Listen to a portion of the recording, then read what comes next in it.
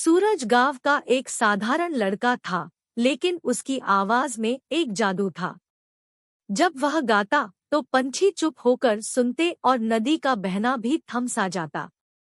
पर सूरज को गायक बनने का सपना था, एक सपना जो गांव की सरहदों से बहुत दूर शहर के चमचमाते स्टूडियो तक फैला था।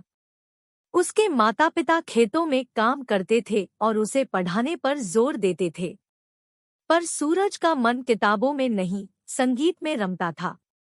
वह खेतों में काम करते हुए गुनगुनाता, पशुओं को चराते हुए ताल देता और रात को तारों के नीचे गाता, जैसे अपने सपने को आसमान तक पहुंचा रहा हो। एक दिन शहर में एक गायन प्रतियोगिता का पोस्टर गांव पहुंचा। सूरज के दिल में धड़कन तेज हो गई। उसे पता था, यह उसके सपने को पंख लगाने का मौका था।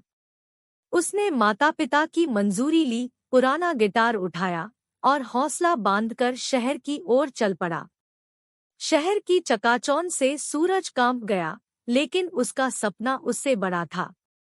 उसने प्रतियोगिता में अपना नाम दर्ज कराया और स्टेज पर कदम रखा। उसकी आवाज स्टूडियो से उछलकर बाहर सड़कों तक पहुंच गई।